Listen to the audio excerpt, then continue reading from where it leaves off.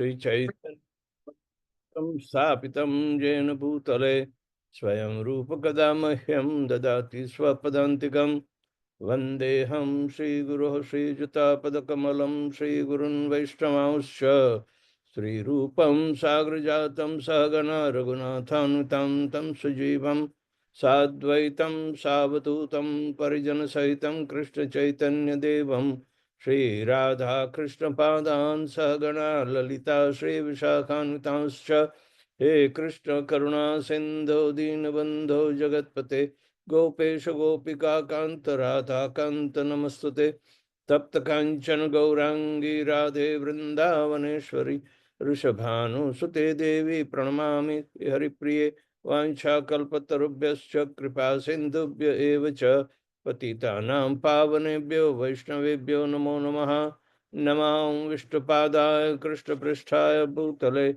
Srimate Bhaktivedanta Swamin Niti Namine Namaste Saraswate Deve Gauravani Pracharine Nirvishesha Shunyavadi Paschatya Deshatarine Jai Shri Krishna Chaitanya Prabhu Nityananda Shri Advaita Gadadhar Shivasadi Gaura Bhakta Vrinda Hare Krishna Krishna Krishna Hare Hare Hare Rama Rama Rama Hare Hare.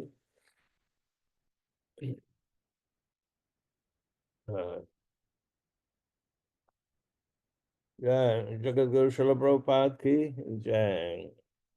So continuing this particular chapter, number 3, the qualification of Raganuga Sadhana.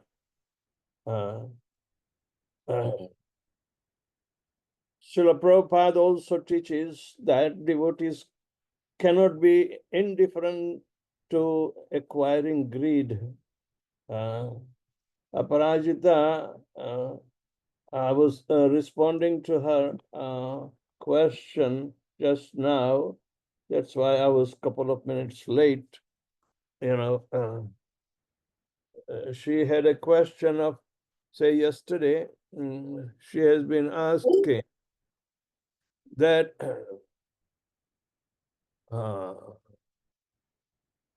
the pinch of greed may be present, but the intensity of greed is not that much. Sometimes the greed becomes intense and sometimes it is not. We become aware of this, but at the same time, we don't work on it to intensify the greed. If there is no enough greed, or if the intensity slows, that means we are becoming complacent and taking shelter of material nature. How to understand this?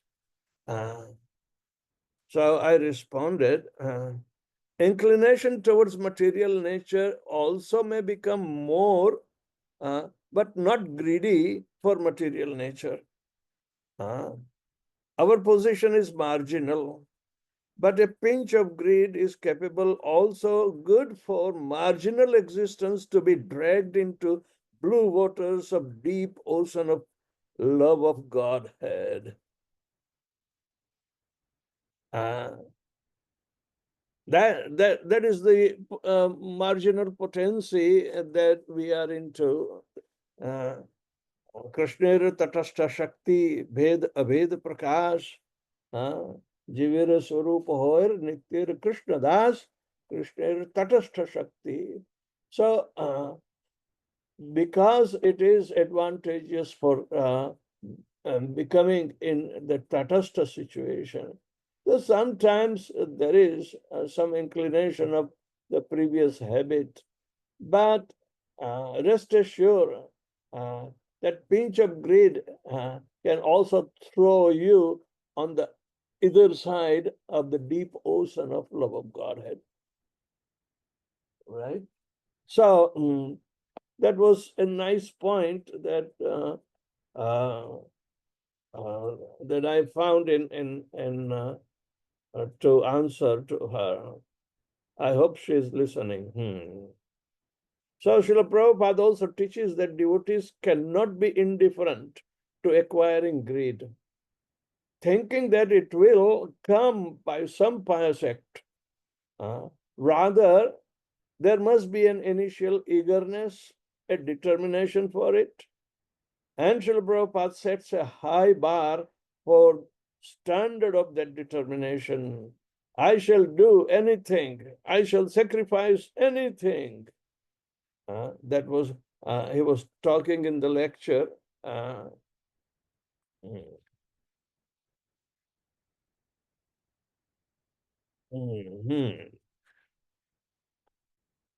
This eagerness, how to love Krishna, this is not available, but even after many, many births.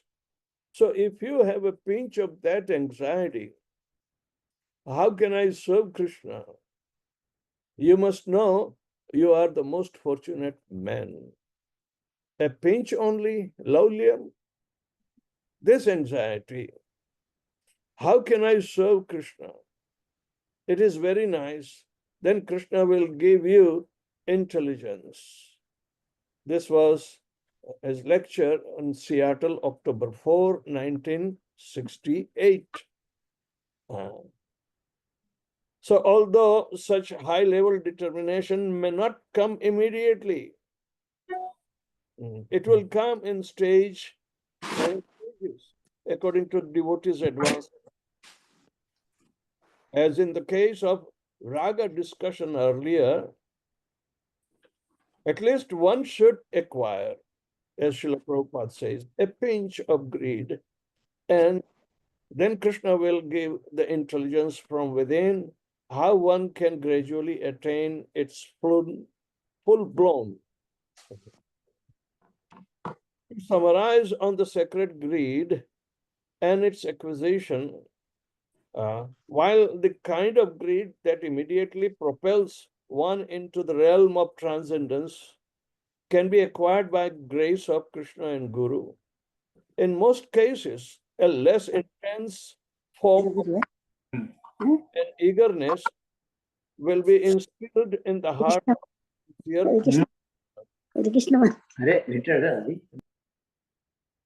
Haribol.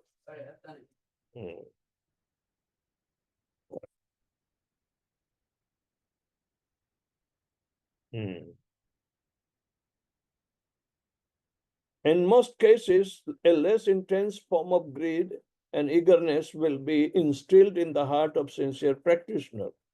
That eagerness will develop in stages as the devotee hears of Krishna's pastimes of love with his Vrajavasi associates. But whatever intensity of greed one first acquires, it can only be acquired through the divine grace. And that divine grace is usually, but not always, bestowed as a consequence of sincere service and surrender. This is also quoted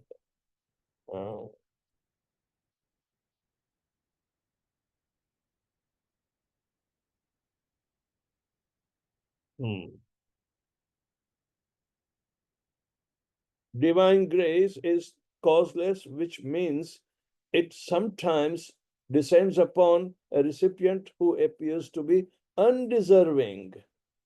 That is the understanding.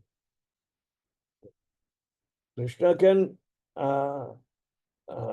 shower his mercy anywhere and everywhere.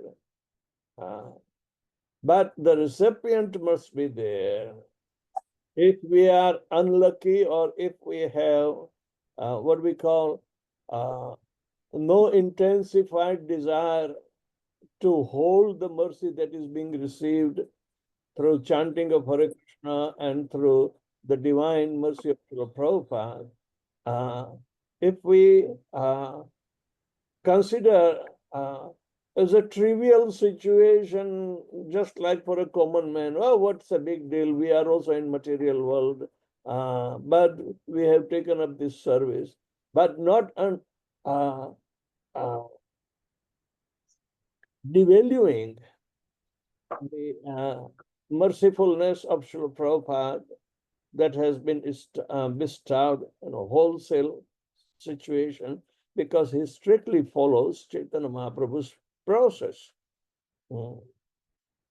We may be imperfect, but at least we have been awarded a perfect process. So we must be proud, because it is not going to be obtainable anywhere else, that we already discussed in just getting some unnatural greed that will bypass all the systems of sampradaya and go after some what we call a charismatic sadhu like Premanand. That is not the greed. The greed must be supported through stages, and it is a scientific progress. One can also measure. So this eagerness will develop in stages as the devotee hears Krishna's pastimes of love with his Brijvasi associates. But whatever intensity of greed one first acquires, it can only be acquired through the divine grace, and that divine grace is usually, but not always, bestowed as a consequence of the sincere service and surrender. But what of the already liberated souls who have not practiced spontaneous devotion, yet aspired for it rather than for regulated devotion? Since ecstatic devotion is achieved by the divine grace of Krishna and his devotees, such liberated souls will immediately see a very forceful greed flare up in their hearts. For the faithful followers, Chaitanya Mahaprabhu, the divine grace in the form of a ray of love, the prema suryanshu, includes all wonderful gifts, including raga. That has been also described in Bhakti Rasamrita Sindhu, first canto, third chapter, first verse. That is,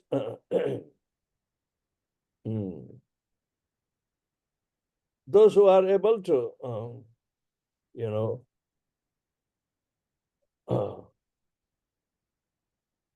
receive through Chaitanya Mahaprabhu's teachings and following, he bestows a wonderful gift, including the attachment, the raga.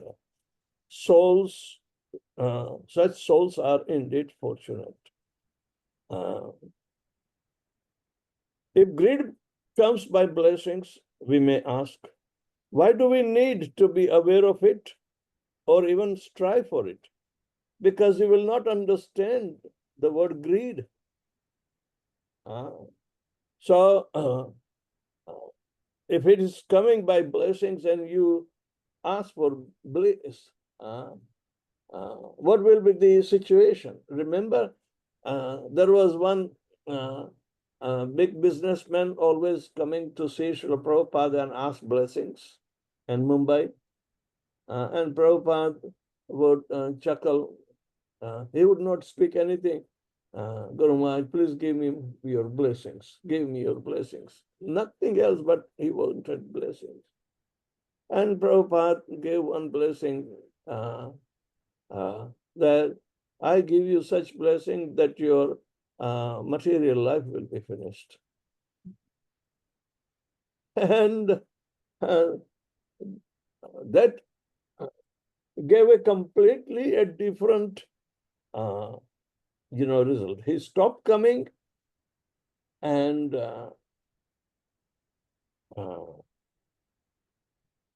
that is not the thing that Prabhupada cursed him. He was thinking that it's a curse to lose material life.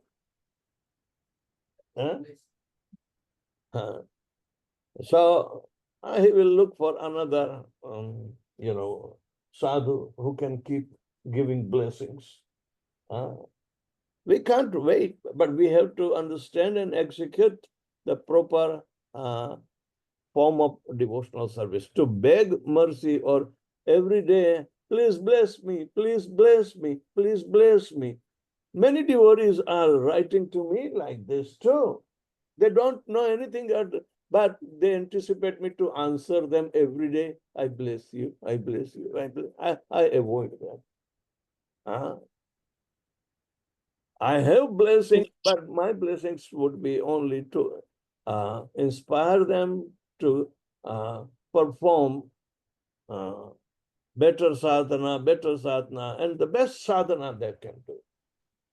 I don't want to give any other material blessings. That is not for a spiritual master to keep on giving blessings. Without your blessings, my material life will be finished.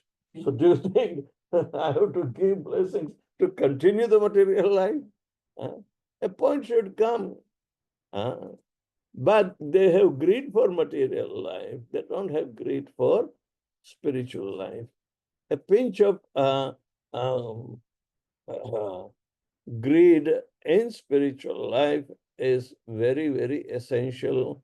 So you can direct to the love of Godhead state. So the example may be given of a philanthropist who indiscriminately distributes gold coins to the poor. Unless the destitute come to receive the gold, unless they open their palm for it, unless they at least pick it up from the ground upon which it is scattered, they remain bereft of the life-changing good fortune. So they require some reciprocation to receive it. Prabhupada asked, chant Hare Krishna and be happy. In material life, even though knowing that there's a struggle for existence, Prabhupada's simple chant Hare Krishna, Krishna Krishna, Hare Hare, Hare Ram, Ram Ram, Hare Hare, and be happy. But we do not have that greed of happiness, which is everlasting in spiritual life. We still cling to happiness of material life. So that is the distinction. We have to also come forward.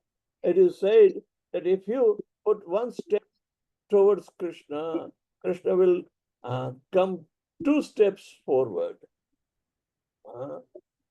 What it means, Krishna is very greedy and want to offer you the love of Godhead, but our anchoring in the sand of material ocean, we have to pull out the anchor, so our ship will be free to be dragged into the waters of ocean.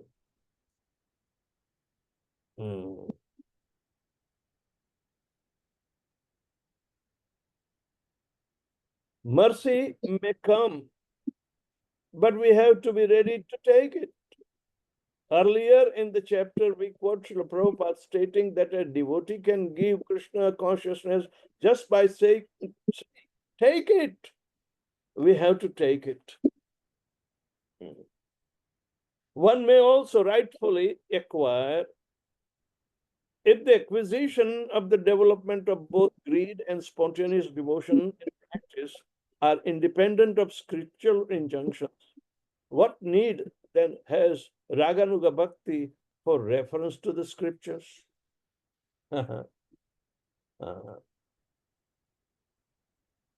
Well, those who are Nitya Siddhas, they don't need scriptural references.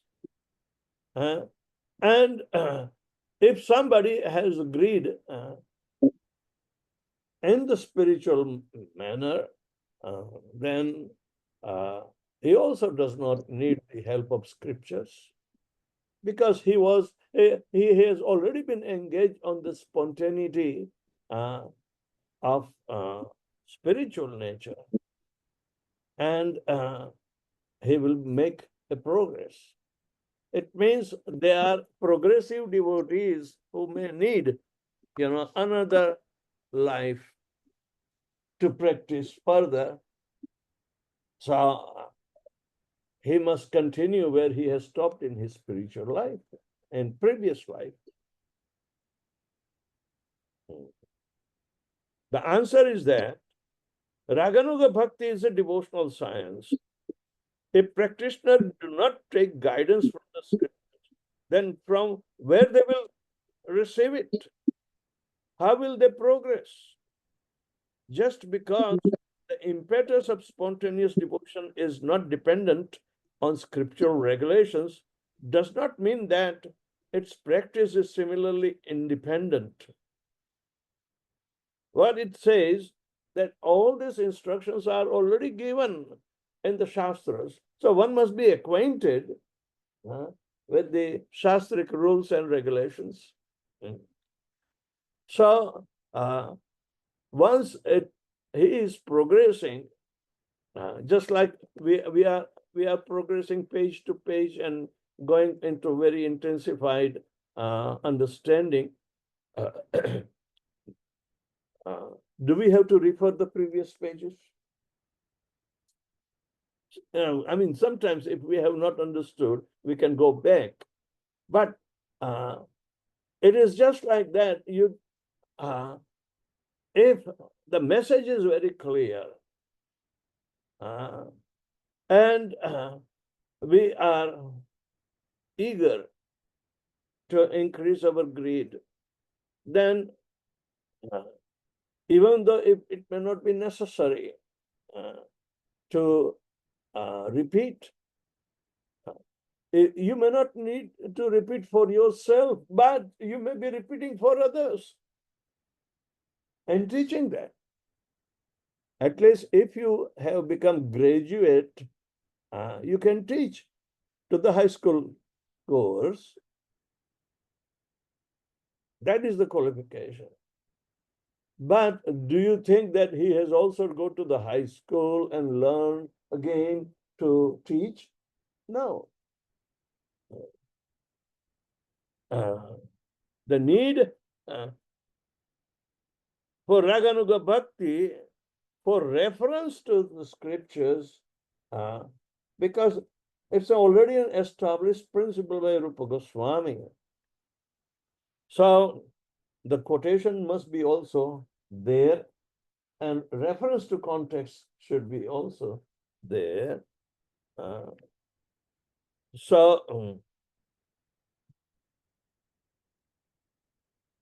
Just because the impetus for spontaneous devotion is not dependent on the scriptural regulations does not mean that its practice is similarly independent. Bhakti cannot be made up. Such speculation by conditioned soul creates many obstacles in their own efforts to perfection as it does in the efforts of others. श्रुति स्मृति पुराणादि पंचरात्र की विधिन बिना एकांत की हरे भक्ति उत्पादयात कल्पते. Devotional service of the Lord that ignores the authorized Vedic literatures like Upanishads, Puranas, and Narada Pancharatra is simply an unnecessary disturbance in the society.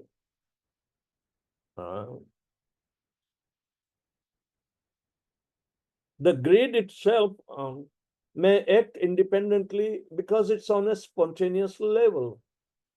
It doesn't require any other external force to progress. That's what it means that, oh, you may not need the scriptures, but you are already taking the scriptural injunction to make further progress. So it's like a pendulum. You have been backed by little force, and that force is coming from the regulated principles described in Shruti Smriti Purana, the Pancharatra ki Vidhi. And you do not violate that whimsically. You may not do it, all this. You may not refer again and again. No. That means the pendulum is on, and it will continue. So it will continue to tick, and our clock, our progress is progressing. That's how the pendulum works. Most least amount of friction is found, almost zero friction. Right? So that is the nature of the grade which is taking us to the spontaneous devotional service. An example of spontaneous desire brought to fruition by standard procedures is how hunger comes to the people spontaneously. Yet, when they cook to appease their hunger, they refer to cookbooks or recipes. Yeah. They start cooking and then afterwards they refer. So both processes are simultaneously parallel rather than opposite. The fact is that the culture of Raganuga Bhakti is guided by the testament of realized soul, either in person or as recorded in the scriptures. The demigods confirm this in a prayer to Lord, wherein they say, as one can derive fire from the wood, milk from the milk bag of the cows, food grains and water from the land, and prosperity in one's livelihood from industrial enterprises, so by the practice of Bhakti Yoga, even within this material world, one can achieve your favor or intelligently approach you. Those who are pious all affirms this. This is the quotation in Srimad Bhagavatam, the prayers of demigods in 8th canto, 6th chapter, 12th verse. Because demigods are in the material world, they are managing, and they have service attitude to Lord Shri Krishna very spontaneously. That's why they are there, even though they have material bodies, but long life is there. So they maintain the functionality of the material world because they are on that spontaneous level to execute their prescribed duties.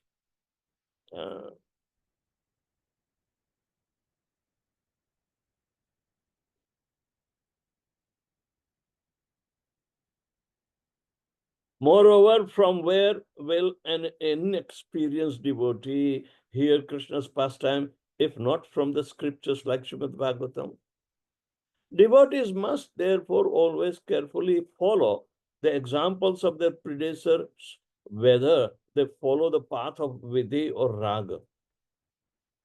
If they do not, they will forfeit their opportunity for perfection, and their only gain will be notoriety of becoming a sahajiya, an impostor. Srila Vishwanath Chakravarti Thakur gives an example that concludes the answer to this question. Like a devotee, first a thirst for raga, a person may have thirst for milk, but in order to be able to drink milk, that individual must still find out where to purchase a cow, buy one, and thereafter learn how to milk it. Thus, only after taking guidance from others, the following and the recommended procedure will a person will, with a thirst for milk, know the true pleasure of drinking it. Similarly, Raganuga Bhaktas will continue to make guidance from or take guidance from the saints and scriptures if he is to actually taste a real raga in the way of the Vrajavasis. This is also confirmed.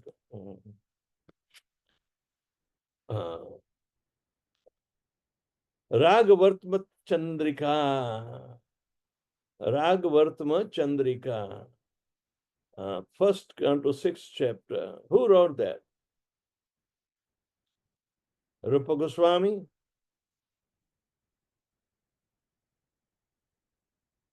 Anybody knows Ragavartma Chandrika?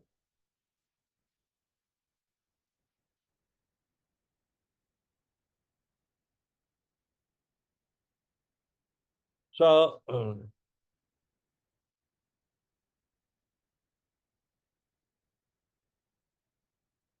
he was quoting from Vishwanath. He was quoting from Vishwanath Chakravarti Thakur at the beginning. Vishwanath Chakravarti Thakur? Before he gave that quote, he was talking. Vishwanath Chakravarti Thakur gives the example that concludes the answer.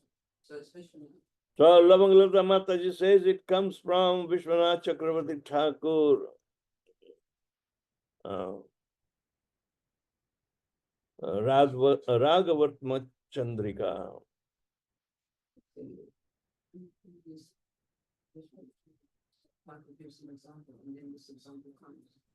In conclusion, the scripture themselves emphasize the Raganuga practitioner must take guidance from the scriptures and Guru. For these are the manifestation of the same Supreme Lord upon whom the devotees meditate. How then could the devotees ignore his guidance? And when such practitioners become exceedingly purified, then and only then can they receive guidance through revelations from within their hearts. This kind of guidance takes place at the stage of ecstasy and beyond.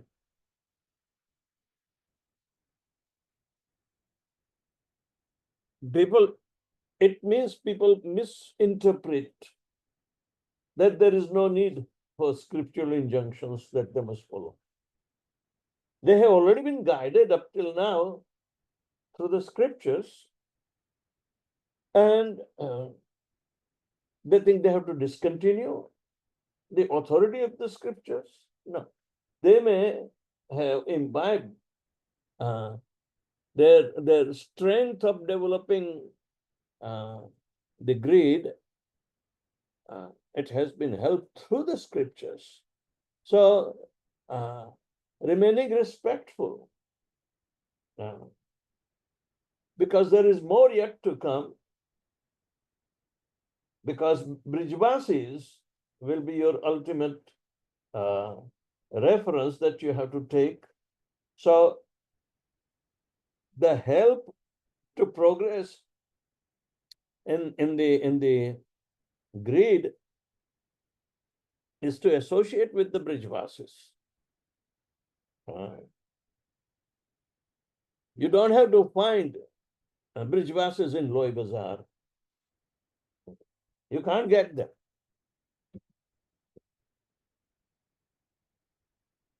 So, the one who is really imbued in love of Godhead, that is a Brijvasi.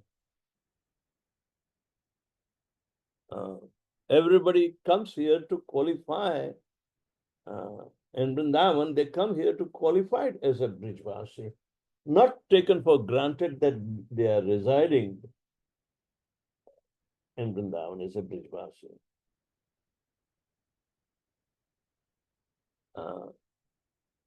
Brijvasi is defined as one who is imbued in love of Krishna. That person is called a Brijvasi. It doesn't go out of Braja, Kshetra. When Prabhupada came, he never gave up the association of his Brijvasi spirit. his spiritual master was guiding,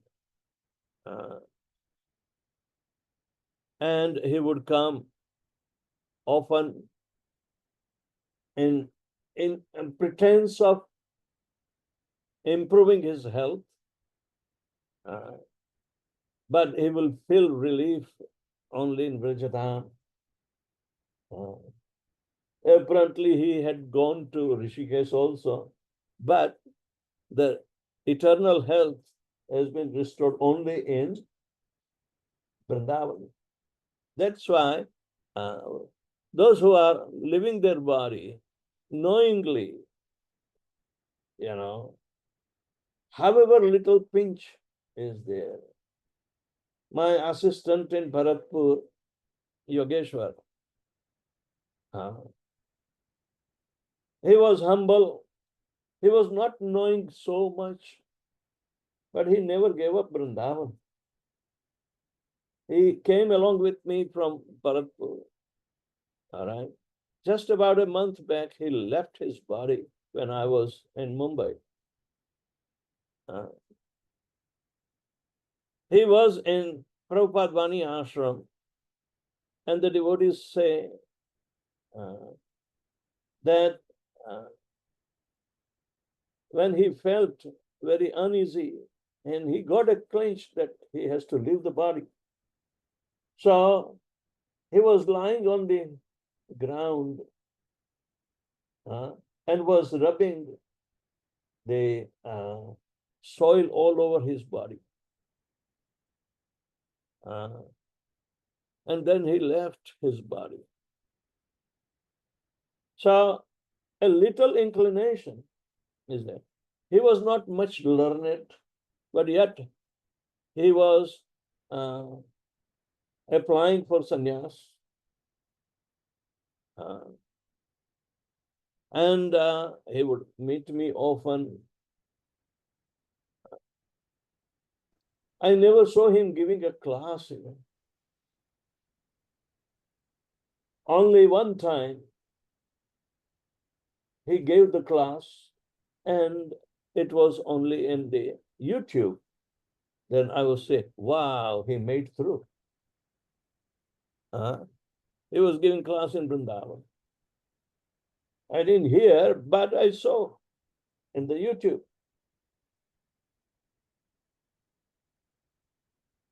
And because I was close, I was connected, then we must yeah. Yeah. बोलो. Haribol. Okay. So what it means that he has some greed towards the Dham. He never gave up. He got retired. He was around 60. His wife, Saroj, we were close while we were in Bharatpur. She was a professor for PhD students because she did PhD in Ramcharitmanas. We wanted to engage her in Vrindavan, but no.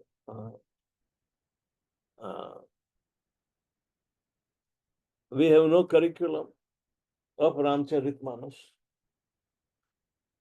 whatever the reason may be. But she also got retired. She was not feeling. So I was trying to contact her as soon as I got the news that Yogeshwar left. So devotees were in touch with his brother in Kanpur. So they summoned him. He came and performed the last rites. And I was satisfied. Otherwise, nobody will come to see him. But he would come and sit with me for some time. And He was eager to take sannyas. Saroj didn't have any objection towards it. She gave the letter. So he was progressing, but he made his, uh, journey very, very secure. Then he wanted to remain enveloped within the soil of Vrindavan. Brajaraja.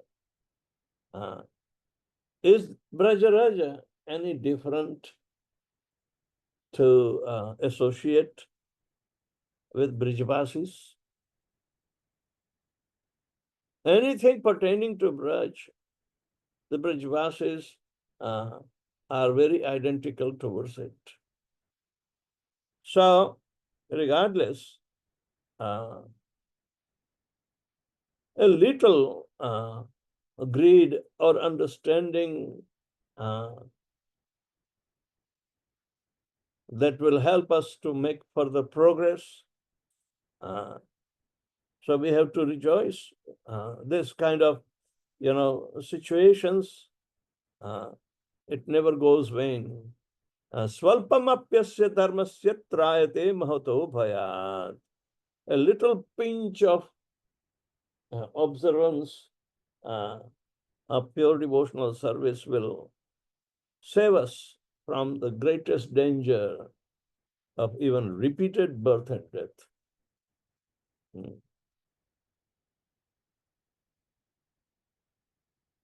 So, in conclusion, the scriptures themselves emphasize the raga practitioners must take guidance from the scriptures and Guru, for these are the manifestation of the same Supreme Lord upon whom the devotees meditate. How then could a devotee ignore his guidance? And when such practitioner becomes exceedingly purified, then only then can they receive guidance through the revelations from within their hearts. This kind of guidance takes place at the stage of ecstasy and beyond.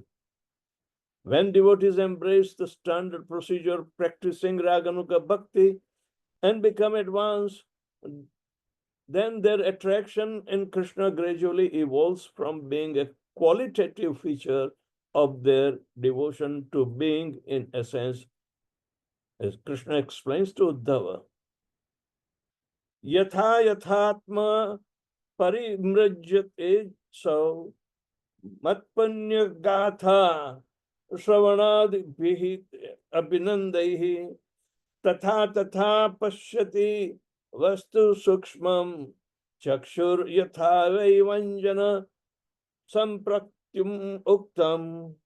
When a diseased eye is treated with medicinal ointment, it gradually recovers its power to see. Similarly, as a conscious living entity cleans himself of material contamination by hearing and chanting the pious narratives of my glories, he regains his ability to see me, the absolute truth, in my subtle spiritual form. This reference is coming from Srimad Bhagavatam, 11th canto, 14th chapter, 26 verse, speaking to Uddhava. Although different kinds of raga will be described later, it is instructive to note here that attraction to Krishna as exhibited by residents of Raja is of many kinds.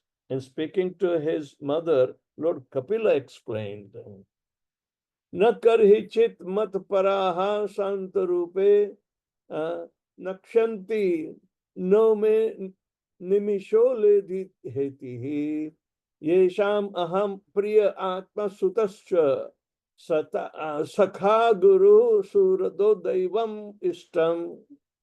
My dear mother, devotees who receive such transcendental opulence are never bereft of them. Neither weapons nor the change of the time can destroy such opulences. Because the devotee accept me as their friend, their relative, their son, preceptor, benefactor, and the supreme deity, they cannot be deprived of their possession at any time. This is spoken in Srimad Bhagavatam, third canto. 25th verse. Oh, sorry, 25th chapter, 38th verse. All right.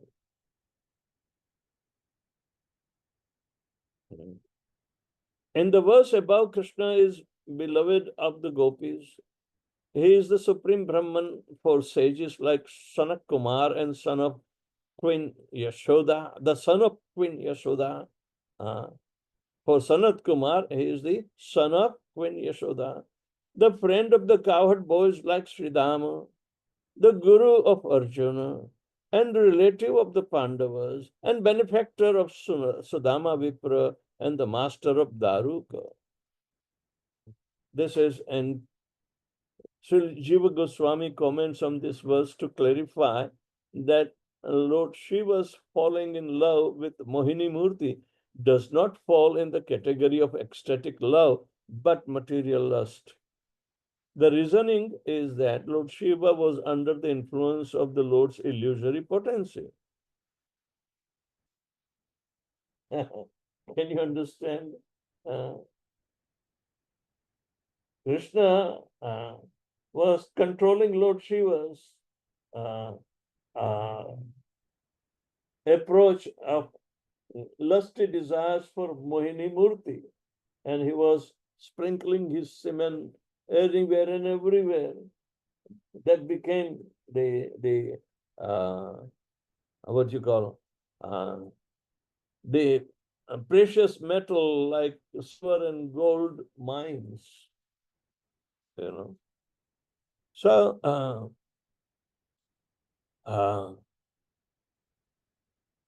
this particular verse is of a different relationship with Lord Shiva because he was under the influence of the modes of material nature, and yet he was after Mohini Murti, you know.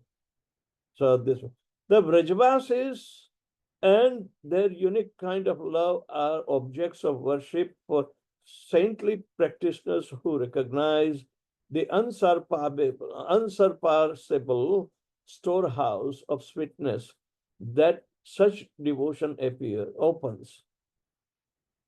Although the glories of the Brajvasis were hidden from the pages of Vedas, they have been made known to the world under Chaitanya Mahaprabhu's order by his own associates, who are those of self-same Brajvasis. By reading their books, devotees discover a rare touchstone of greed of Braj Bhakti. A sample of this writing is following from Raghunath Das Goswami. See, reminding Chaitanya Sangi Sangi Nitya Siddha Kari Mane Je Jai Vrajendra Sutapas. So all these associates of Chaitanya Mahaprabhu, like Raghunath Das Goswami, is so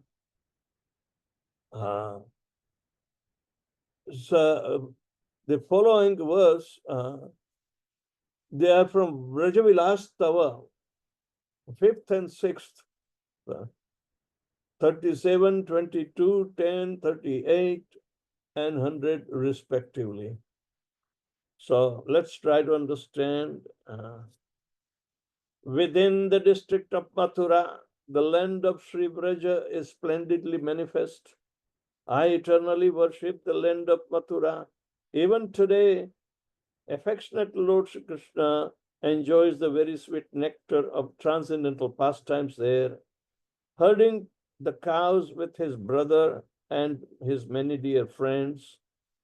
A wonderful sweetness becomes manifest in the heart of they who understand the nectar of this place of Vraja, which is more dear even than the city of Mathura. I take shelter. With great love, enthusiasm, and respect, Krishna's servants, who are much like his friends, serve him in many ways, and please him by bringing the flute, veena, water, betel nuts, and other articles. I worship Krishna's servants who have Patri as their leader. Filled with deep love for him and anxious that they may be separated, Subala, never even in dream, lets go of the hand of Shri Krishna, the moon of Gokula. Subala's heart is sprinkled with the waters of swiftly moving mountain streams of devotion to Srimati Radhika. Subal is the brother of Radharani. Huh?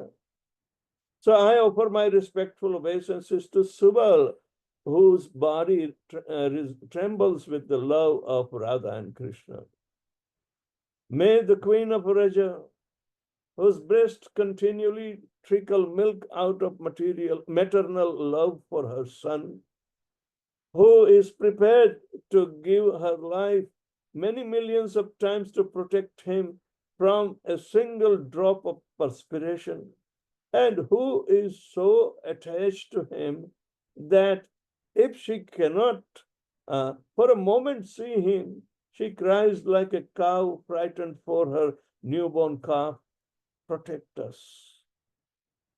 May that Yashoda Mata protect us.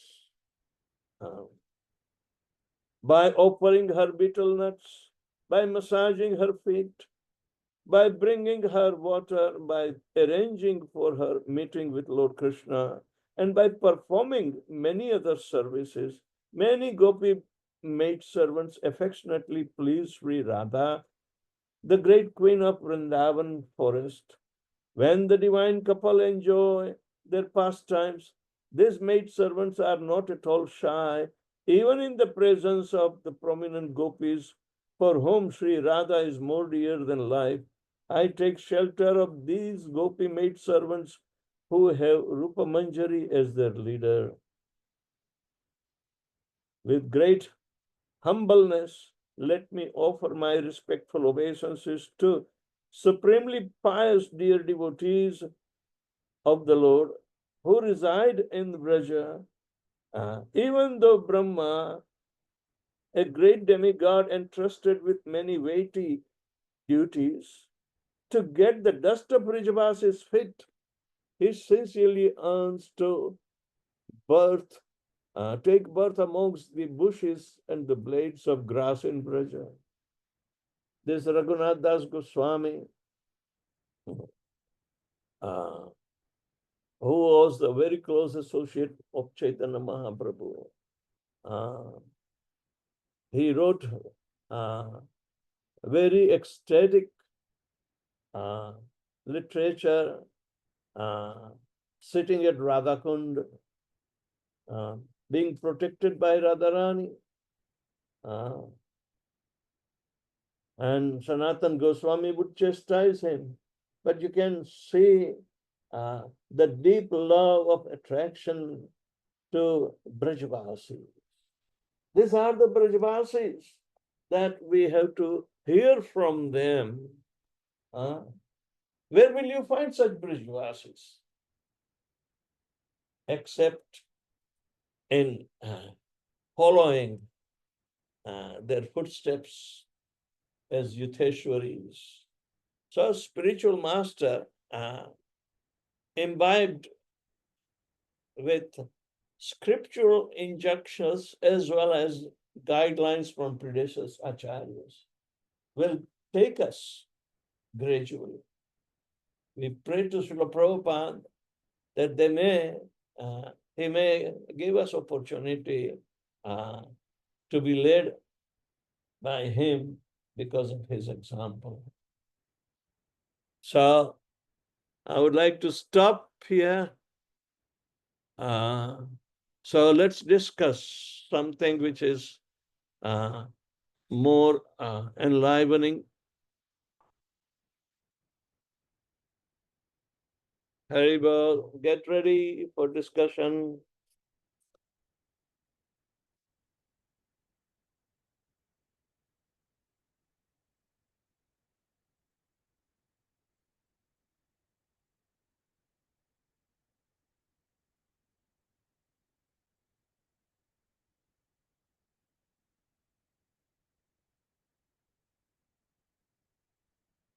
Oh, alright. He writes that Who? Shivaram Maharaj is writing, although the glories of these rituals are hidden from the patient, they have been made known to the world under Chaitanya Mahaprabhu's order from his own who are the same Vrajvasis. Let me. Because it may be difficult for them to hear anything. All right. So, okay. All right. Although the glories of these Brijvasis were hidden from the pages of the Vedas, they have been made known to the world under Chaitanya Mahaprabhu's order by his own associates, who are those self-same Brijvasis. By reading their books, devotees discover a rare touchstone, the greed for Braj Bhakti. A sample of those writings is following from Raghunath Das Goswami. So within the district of Mathura, like that. So my question, Gurmat, is that means that to follow the Vrajvasis means to follow these. If you cannot find the Brajavasis in Loi Bazaar, no, we won't find it. But that means then we have to read our predecessor Acharya's writing, because they were sent by Chaitanya Mahaprabhu and they were eternally liberated. Who can write so much extolled? So many pastimes in there. Yes. So it means we don't have to go past any of these. No. Yeah, it's already there. This is the conclusion. Where will you find Brijvasis? Yes, Guru Maharaj. One time when Bhakti Charu Maharaj came to Melbourne, he was telling like if we follow Prabhupada and our acharyas, that means we are following Brajvasis. Yeah. If we are following our predecessor acharyas, Bhakti Charu Swami says that we are following Brijvasis. Yeah, this is the definition. But it's from Golok Vrindavan. Yeah. It's real Brajvasi. Could you get that? Because nowadays it's difficult to find a real Brajvasis. Why do we visit only their samadhis, only their temples? When you are coming to Vrindavan, you are seeing only the primary 7 temples. Yes. And they left a lot of literature.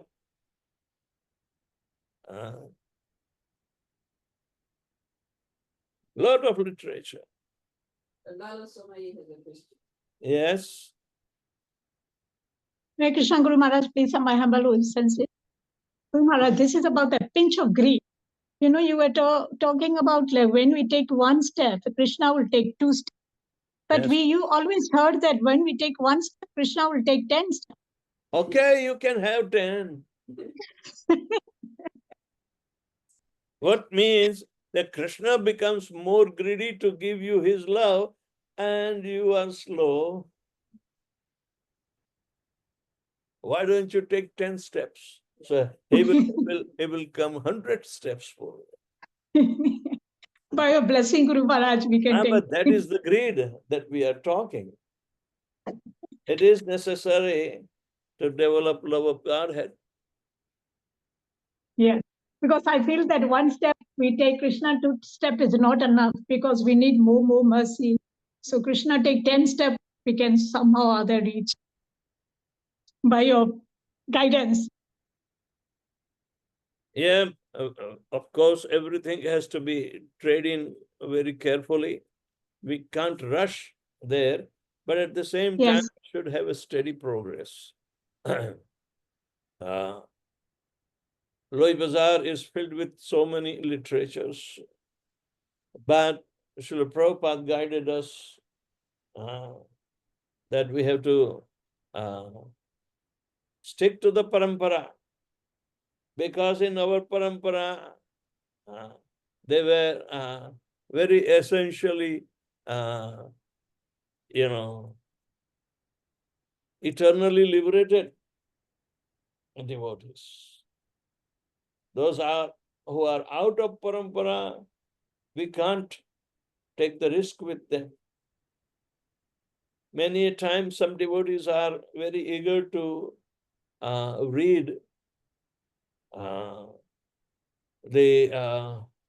the book written by so many, even one of Prabhupada, God brother, he wrote the Sadhus of Vrindavan, and Bhaktamal means series of devotees, but out of sampradayas and so much. And they will confuse if you read. You just go around everybody and ask Right. stories. You know, I never touched that book, Bhaktamal. Many people are thinking, but they do not. Have they ever developed the greed like then? Because it is unfounded, unrealized. People can make any story. Some people go and listen to Yeah. stories. And there are Sahajiyas also giving their opinions, you know.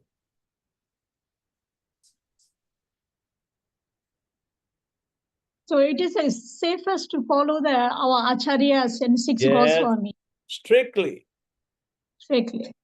We should not read anything, any literature or anybody who is demonstrating so-called fits. We should not follow him. Thank you, Guru. Which one of Rasikya, you had your hand up and Yes. Thank you, Mataji. Pranams to you, Gurudev.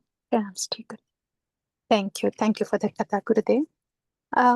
Was just thinking, I am so surprised that this topic of Raganuga Bhakti is all of a sudden has become a topic of discussion everywhere when it is such a it's in a liberated state, when the subtle body is dissolved in ruchi, at the stage of ruchi, when there is unconditional service going on, then comes, as you very nicely said, the definition of Rajavasi, completely imbued in the love of Krishna. So all that is so much past sense gratification, past mental control, that is past nishta. And here are so many with all of us anartha nivritti, still with the clutches of mind, and we try to understand Raganuga. Unless there is platform of Trinadapi Sunichena Nadanam Najanam Nasundari, how can we even comprehend the spontaneity, the pure devotion? So that's what makes me wonder, Gurudev, for anybody to even think of But Raganuga Bhakti. But we have to understand the progressive path. Then when we were not in Krishna consciousness movement, and now we are progressing and we are developing a little greed, at least a pinch of greed, by going through the progressive path of devotional service. Devotional service, devotion itself cannot become stagnant. It will push you further and further.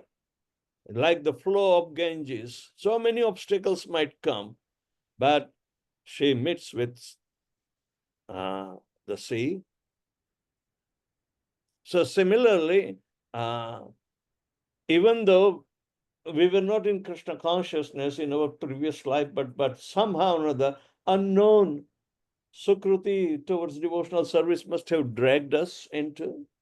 And as we are at least materially intelligent person, but discriminative understanding was the real criteria, that what is eternal and what is temporary. Then we are trying to live in the spirit of eternity, but that life is meeting with so many obstacles, but it does not deny that spirituality does not exist. Right? Material life does not deny us that spirituality does not exist. So when Krishna is becoming the common cause for both spiritual and material life, then we should thank him that at least in the human form of life, we understand his desire for us to go back home, back to Godhead. And that desire itself should be increased by the greed. But we have to know in between what is our original occupation in the spiritual life is there. So Krishna guides us.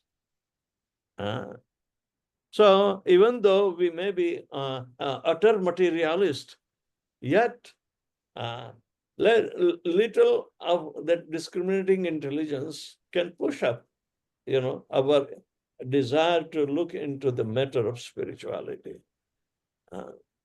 So what to speak when we are giving a very lifelong vow to chant Hare Krishna. This chanting of Hare Krishna for Haridas was itself enough to reach to the highest ecstasy. And he knows the system also. So he describes Bhajan Pranali. And Chaitanya Mahaprabhu was very much pleased. It is not contrary, because at one point, all the souls were with Krishna's direct influence. May not be his personality, but direct influence. And at different levels where the fallibility is possible, that is Brahmajyoti.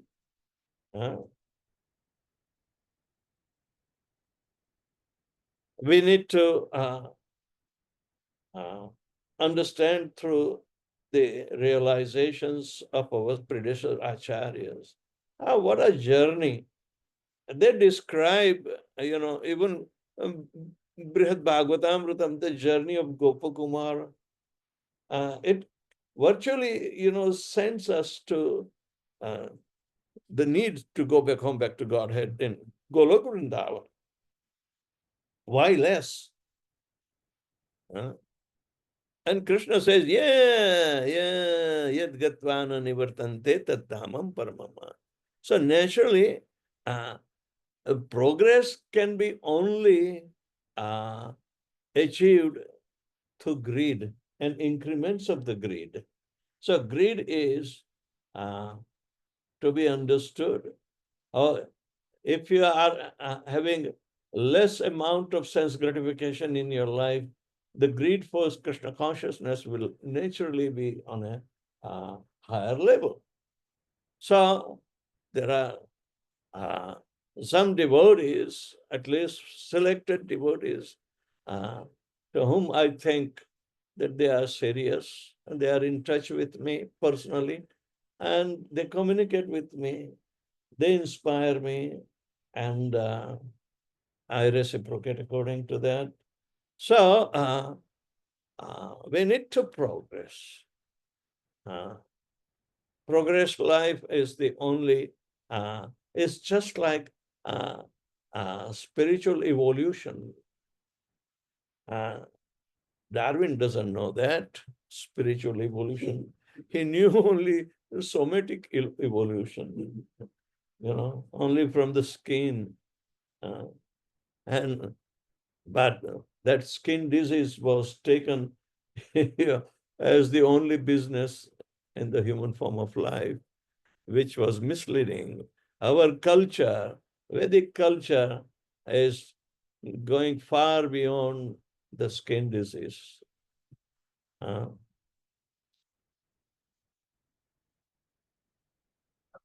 Thank you, Gurudeva. Thank you. Haribol.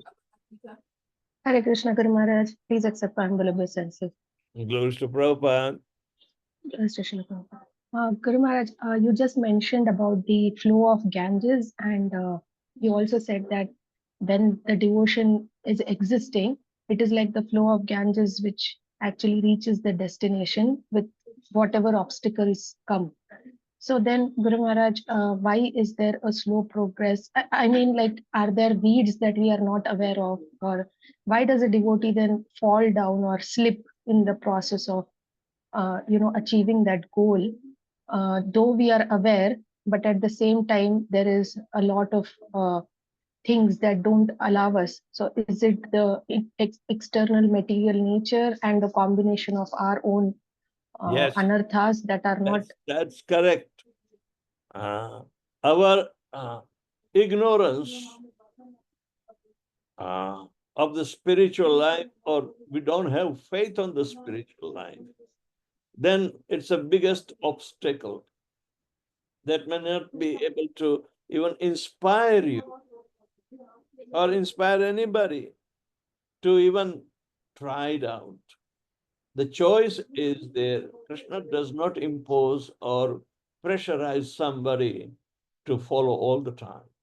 No. Even though he says, Mama Vartamanu Vartante Manushya Partha Sarvasa, that everybody is, trying to approach me.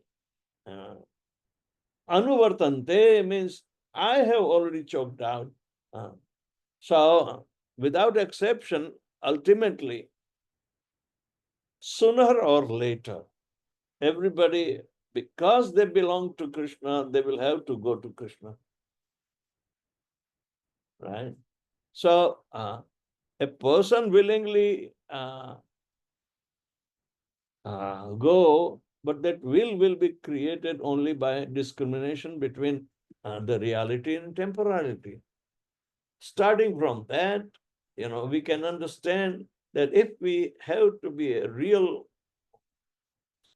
person, which is beyond the bodily conception of life, that personality, when it is part and parcel of Krishna, must be very beautiful like Krishna, must be very opulent within that proportion of being insignificant, like Krishna, possess Krishna, like that. So, if we have inclination for material life, Bhogeshwarya prasaktanam taya prathachetasam vyavasayatmika buddhi samadhavana vidiyate. Those who are engrossed in sense gratificatory lives will never have opportunity to arise the functionality of the soul, which is only one. Which is only one.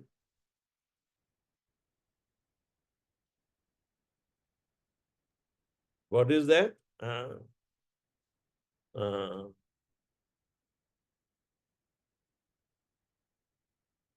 Vyavasayatmika buddhi eke kuru nandana bahushakhāyanantascha buddhayo avyavasayina. Avyavasaya atmika and vyavasaya atmika. Vyavasaya means occupation. The soul has occupation. Why he has occupation? Because as a soul, he needs to be nurtured healthily in its own transcendental reality, because that is the realm of soul. And those who are nurturing the body made up of earth, water, fire, air, ether, mind, intelligence, and ego, they are nurturing their gross and subtle bodies, which are temporary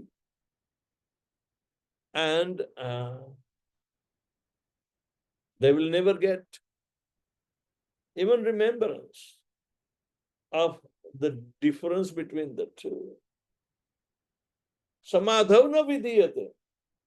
Samadhav means however they try to contemplate, but because the Maya is so strong, they will never get an iota. Na vidiyate. Never will arise.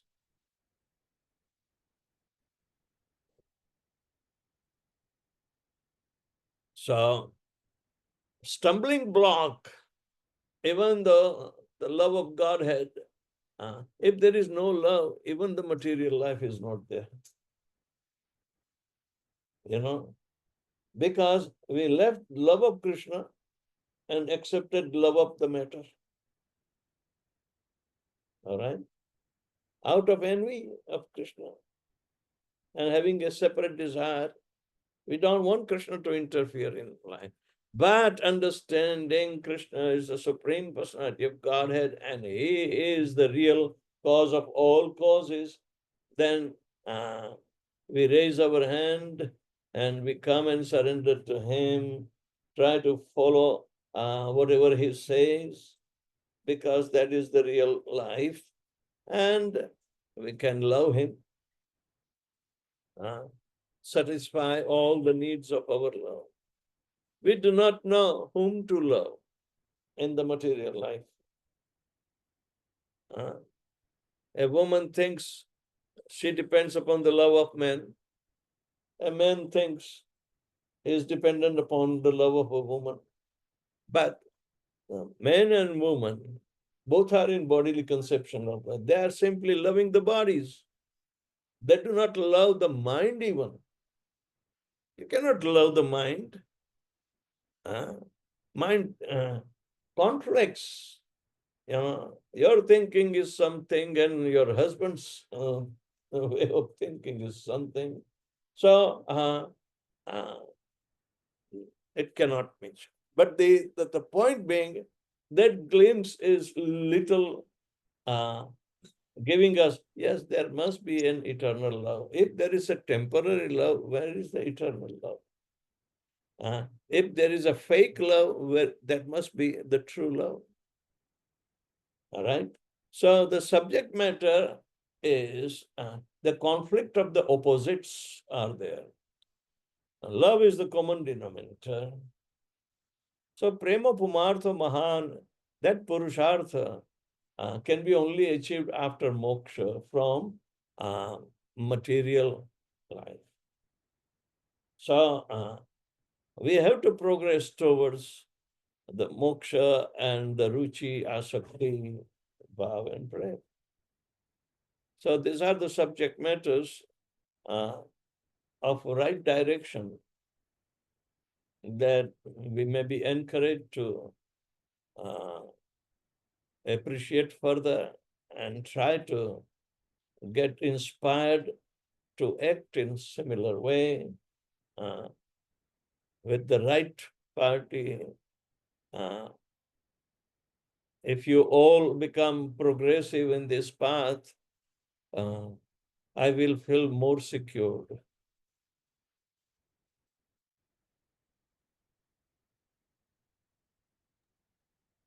Thank you, Jai Guru Maharaj.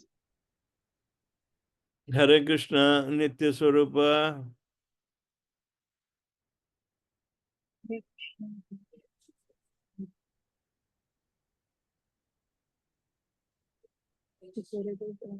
Just posted a question I in the can't chat. hear, beta. Guru Maharaj, I just posted a question on the chat to understand when you said that we need to reduce the sense gratification so that automatically the Krishna consciousness taste rises. In that context, when we visit Dham frequently, like I have urged to do a parikrama, Govardhan parikrama, and while doing the parikrama, we meet many devotees or Brajvasis, or I can say now local residents. Now there are chances that they may bless or they may curse on a way. And there have been many instances where I try to avoid. Now I don't know. Over the time, I feel that it's better to stay home now and absorb, as I said, that absorb in Acharya's instructions. That also to connect to the Acharya's instructions, it takes time. But what immediately we get to connect is doing parikrama and meeting local residences. So I'm full of mixed emotions with those experiences, but at the same time, I don't know, like how to perceive such situation. I was Help. with your explanation of sometimes Brijvasi bless and sometimes curse. Actually, they may be residents of Braja, but they may not be Brijvasis.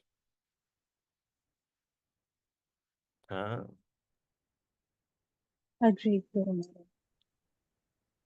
Because Brijvasis are imbued in love of Godhead, and we are supposed to take their standard. And as we learn, the real Brijvasis are eternally liberated souls who appeared along with Chaitanya Mahaprabhu and gave the 6 Goswamis, as for example, they were real Brijvasis. They left a lot of literature of love of Godhead.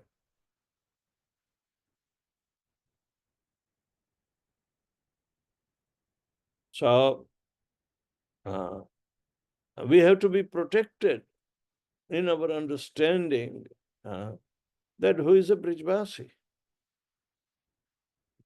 Otherwise, monkeys are also there. They are also Brijvasis. Yes. When we do parikrama, what should be our thinking? Parikrama is done to meditate on the pastimes of Lord Shri Krishna.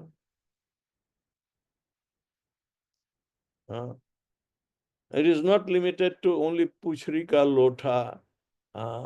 When we come there and we hear little story. But there are so many places, Apsara Kund, Surabhi Kund, so many Krishna conscious stories are beside them. Yeah. Somebody does parikrama with an intention of keeping healthy body. But somebody wants to do the parikrama and visit the site so they can meditate on the pastimes performed by Lord Krishna there. Generally, we want to listen those pastimes through the mouth of ISKCON devotees only. We do not call a local person.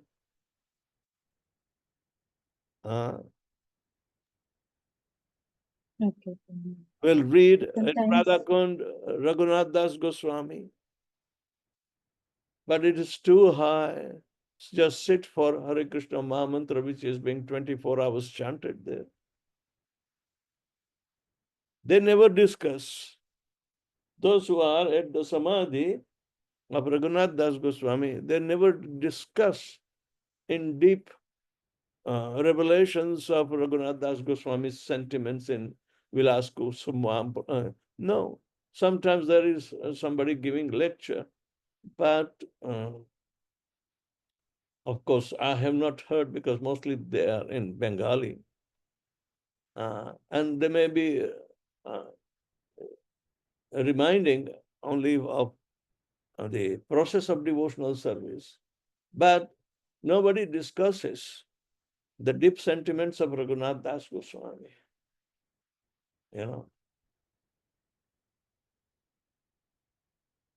Sanatan Goswami did not disturb Raghunath from his meditations, but seeing the tigers nearby him and Radharani was protecting Raghunath.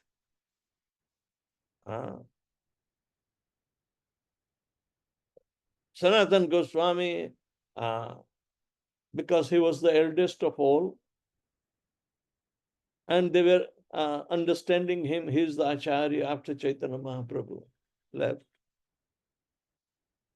So Sanatana Goswami chastised Raghunath. You are absorbed in thought of Radha, but you are employing Radha for your protection. You should be ashamed of it. Huh?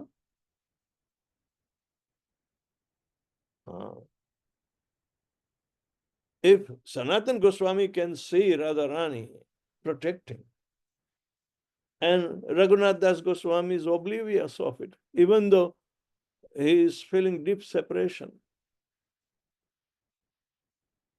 So he ordered Raghunath that preserve your body, make a hut, and protect yourself and meditate. The life is important in service of Krishna, and it should be preserved for that purpose only. So Raghunath Das Goswami left a lot of literature. And his disciple Krishnadas Kaviraj Goswami wrote Chaitanya Charitamrita through the diary of Swarup Damodar, who comes from Mayavad Sampradaya. Is a sannyasi. And conversation of Chaitanya Mahaprabhu with Ramanand Rai, that was also included. But this is the mature fruit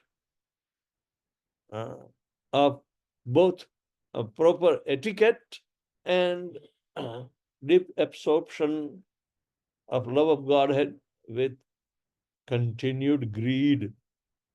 Greed should be unsatiated. Otherwise, the word greed is not applicable. If you are satisfied with a little, and because of greed, you are a miser. So we have to rely on our association of predecessor acharyas who were in real terms of Brijvasis. Okay? Gotcha. Thank you.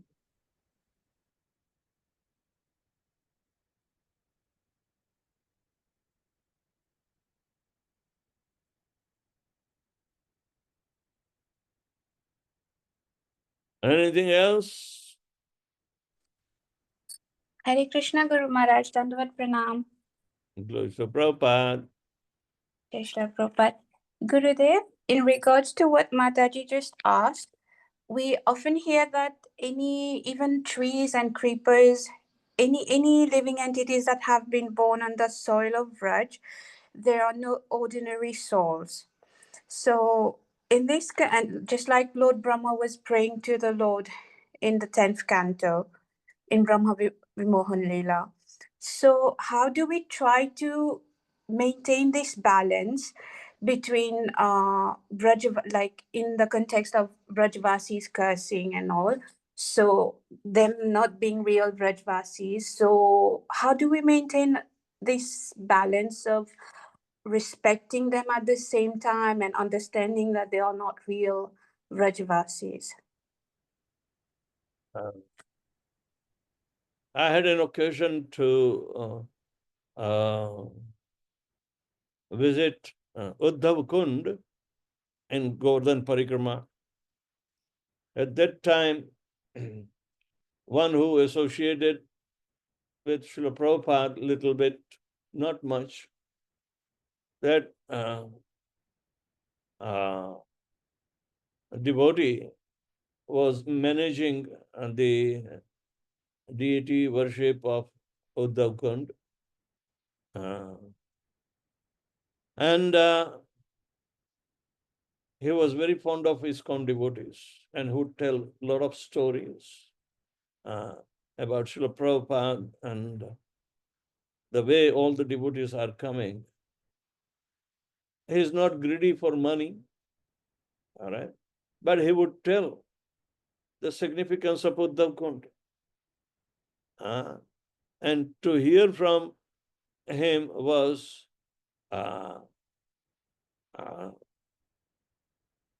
very, very enlivening. He would talk of Lord Uddhav would become ghost and reside in the trees. Nobody should recognize him, but he would come every day. Why?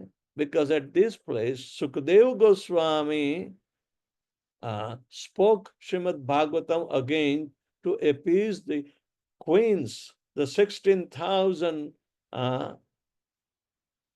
queens that Arjun brought for being taken care by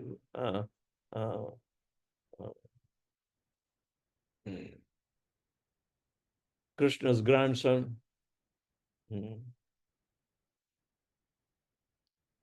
So Sukadeva Goswami spoke Srimad Bhagavatam here for the second time.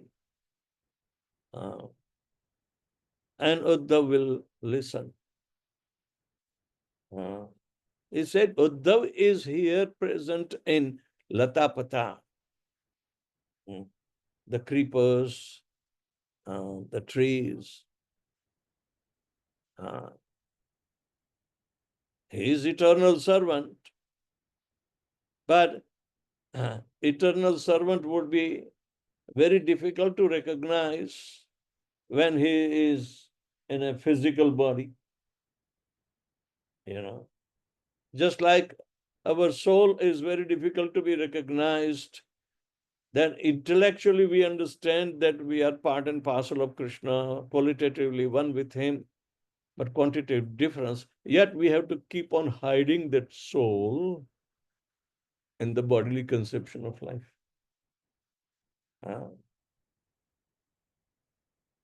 So, when that soul will be liberated, just like Uddhava. And Uddhav is said that he is situated in Latapata as a ghost. Ghost means the one who has subtle body, not gross body. He takes shelter of the trees. So, gross body is not at all important. Subtle body is important. But what is a subtle body of Uddhav, who is eternally liberated soul? Same as our subtle body. Yeah. Now, literary, the word bhuta is coming from the word bhava. Okay. So, one that is past existed body has turned into bhuta, means subtle body. That is not the only thing. In Bhagavad Gita, Sarva Bhutani Sammoham Sarge Hanti Parantapa. In subtle body also, there is sammoha. Means bewilderment due to attachment with the material, gross material. The subtle body is still becoming bhut. But those who are existing even in gross bodily conception, they are also called bhuta.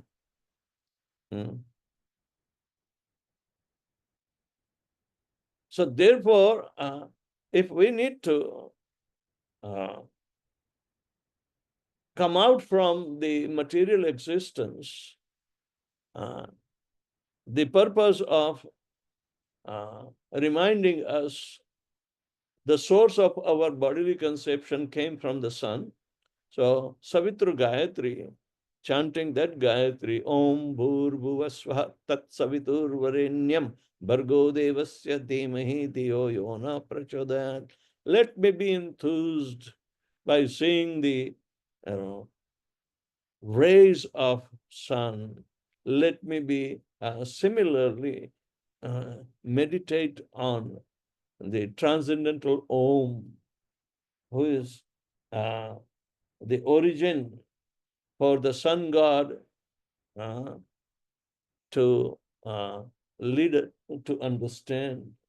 So the rays of sun and our Gayatri is towards that supreme absolute truth that is being relatively represented by the sun. Actual meditation is to go back home, back to Godhead. But the bodily conception of Bhur has to be removed. So even gross or subtle body, we have to be completely pure by pure devotional service. And just like Janak Maharaj, he went back home, back to Godhead in self-same body. Gross and subtle, they are completely purified into spiritual body. So anyway, the devotional service is so powerful that gives us total freedom to meditate upon our reality with so many varieties of thinking. But if we are in disciplic succession, we stick to the realization of our predecessor Acharya. So in order that we will not be off track of the mission. So existence in subtle body, which may be there, but generally those who are materially dissatisfied, they are inclined to have material body again, they hang around Lord Shiva. That is bhutas, pishachas, kushmandas, and so many other subtle bodies. And the crematorium, they associate with Lord Shiva.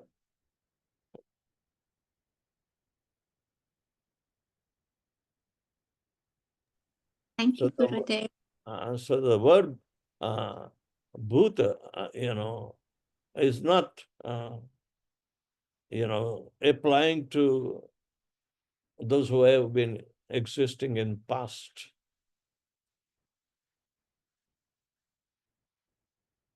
We are also living bhutas. Sita Raja Prabhu has written a comment about arguing with Brijvasis. Sita Raja Prabhu has written a comment about never argue with Brijvasis. Unless you are commercially involved with a Brijvasi, make it a point to never argue with them and offer them obeisances and walk away from the situation. While doing Brajmandal Parikrama, I was cursed by Panda of Gokul Temple, 84 pillars temple, for not giving Lakshmi.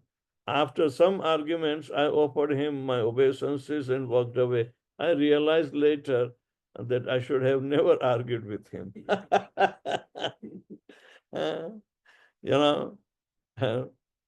In the beginning, when I started living in Vrindavan, in Ramjivai Satsang Bhavan, I had one devotee. He was little physically handicapped, but he never gave up Braja. He's still there somewhere in Radhakund. But his name was Pandu. All right. And many devotees will come, to come and see different places. So Pandu would help. Now, actually, this is the occupation by birthright of the Pandas. And Pandas will see that if somebody is taking, and he is not a Brijvasi, they will come and fight, without provocation. So when Pandu left with some devotees, one Brijvasis came very angrily to me, Said, where is that man? Where is that, who took my clients, and left? I want to beat him up with a pulp. Beat him up pulpy. Yeah. So I said, oh Prabhu, what happened? I was a poor boy and some relatives came and he went. No, he kicked on my stomach, they say. By taking our client away, then he is kicking on our stomach. So we will fight for it. Of course, they think they have the exclusive right to make others understand and taking money for that. So I didn't want to argue. I said, Prabhu, why don't you calm down? Eat this rabdi. So I asked the devotees to bring him rabdi. And he ate and he cooled down and he never came again. So when it is a point of that Brijvasi, for any particular reason which is called money making, and you feed him and he will forget all this. And the best is rabdi. A bowl full of rabdi is good enough to calm him down. So instead of arguing or getting into they will have a lot of things to tell you, but it is not important. The same pandas were virtually taken over by the government agents, and now they are not harassing. Yet they want to see and get, and some of the pandas are still active. But ISKCON temple in Vrindavan was a hub of so many pandas, and many a times I have to confront. One panda, I said, Prabhu, you can get hold of these people outside the temple, not inside the temple. And he didn't like me to tell him that. But somehow or other, he saw me for all these years in Vrindavan. Every day when I go to have darshan, the car will come and take me. And the driver befriended with that same panda who is now, engaged in with the police for 1 hour only, between 7 and 8 o'clock. So he opens up a shortcut for us to go to the temple. Otherwise, you have to go round and round, but the same panda is there. He was one who was a little bit annoyed with me, but now he's very, cooperative. And but where the pandagiri is there, he is a gatekeeper now. So somehow or another, they need money. They don't have any other source of income. They are all adults. So, and Bhumi, we do not argue with them. Not that they are the real residents, but just to save our Krishna consciousness and not enter into the worldly matters, even in Vrindavan, which is said to be offense, and treat everybody, on the spiritual platform. Offer your obeisances, fine, thank you. Be mild enough, and they will not bother you. If some botheration is there, feed them, 25 rupee rabdi, and that will be pleasing him. But never go into argument, even though you are right.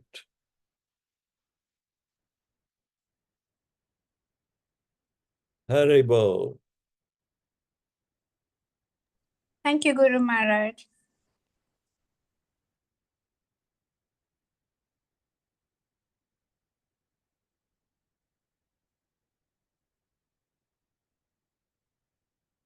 Anybody else has question?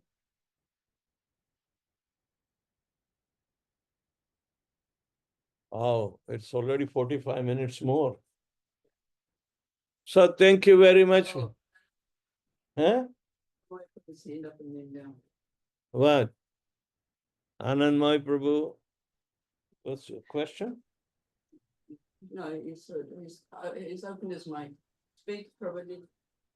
Yes. Jai Shri Prabhupada Gurudev, Jai Shri Prabhupada. Jai Guru Prabhupada. Gurudev, I request you that please shower this mercy every day without a break. Well, I will try. Thank you, Guru Maharaj. Yeah. That's it, Guru Maharaj. Hare Krishna. Thank you, Guru Maharaj. Jai Shri Prabhupada. Jai. Jagat Guru Srila Prabhupada ki jai.